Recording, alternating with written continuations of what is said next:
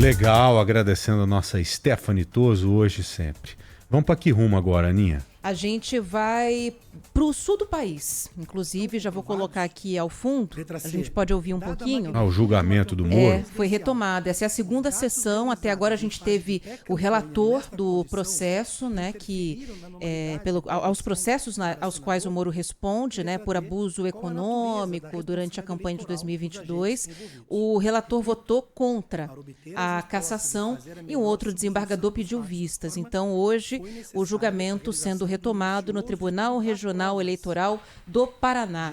Julgamento que pode resultar na suspensão, na cassação, não só do mandato do Sérgio Moro, como também de toda a chapa. Então, seria necessário fazer uma nova eleição, né, para essa vaga de senador que ficaria vaga, né, que ficaria desocupada, sem nenhum outro nome na lista para ocupá-la na sequência. Vamos ouvir um pouquinho a fala do José Rodrigo Sade, que é desembargador eleitoral. Dos fatos públicos e notórios, dos indícios e presunções e prova produzida, atentando para circunstâncias ou fatos, ainda que não indicados ou alegados pelas partes, mas que preservem o interesse público de lisura eleitoral. Ademais, adotei a técnica indicada pelo TSE quando do julgamento recente da AIGE 0600-814-85, em que o ministro relator ressaltou a importância de se analisar as provas em contexto, o famoso conjunto da obra. E lá ele usou uma outra expressão que a mim me chamou a atenção, como uma cena de um filme e não uma foto na parede.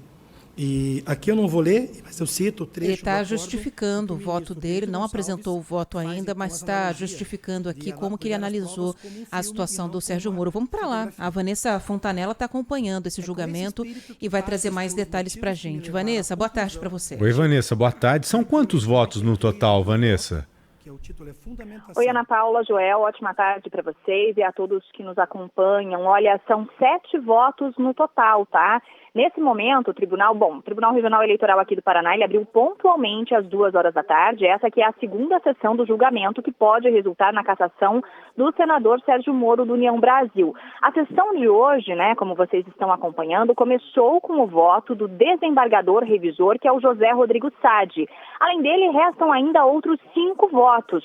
O único que já votou até o momento foi o relator do processo, Luciano Carrasco Falavinha. Falavinha julgou improcedentes as acusações contra o ex-juiz e ex-ministro e votou pela absolvição na segunda-feira.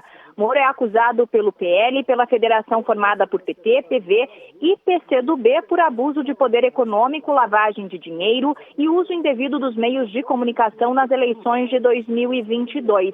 Então essa sessão está só começando, tem muita coisa ainda para ser discutida. A gente já tem aí uma previsão, né, de que o voto do desembargador, o revisor José Rodrigo Sade, deve ser bastante longo. Então a gente segue por aqui acompanhando, né, por enquanto sem aí expectativas de como é que ele deve votar. Nesse momento ele apresenta aí os argumentos, né, que levaram ele a uma possível decisão a favor ou o contrário à cassação. Mas a gente deve acompanhar aí nas próximas horas o desenrolar do voto, então, do revisor José Rodrigo Sade. Depois dele, restam ainda outros 5 votos. E não devem ser todos lidos hoje, então, né, Vanessa? A maior possibilidade de que a gente tenha esse julgamento, sem ninguém pedir vistas nem nada, que ele se arraste por mais uma sessão? É isso, a estimativa é que haja ainda mais uma sessão para que todos os desembargadores consigam votar. O que a gente percebe é que os votos são sempre muito extensos, né? Então, os desembargadores, além de darem o parecer e dizerem se o voto é favorável ou contrário, eles também têm toda uma tese para ser apresentada para os demais que acompanham o julgamento. E o voto do José Rodrigo Sade, a gente já tem aí algo, né, no sentido de que tende a ser bastante extenso, assim como foi também o do relator do processo, Luciano Carrasco Falavinha, na segunda-feira.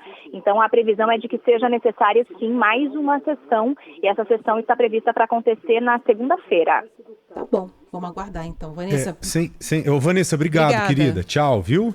Tchau, tchau. Ó, sem analisar o mérito, porque não nos cabe isso e tenho certeza que não tenho competência para isso. Mas veja só, esse julgamento ele só aconteceu porque teve pedido de direita e de esquerda, do PT e do PL, pela cassação do Sérgio Moro. E é claro que a ideia não é simplesmente em tirar o Moro. A ideia é colocar alguém no lugar dele.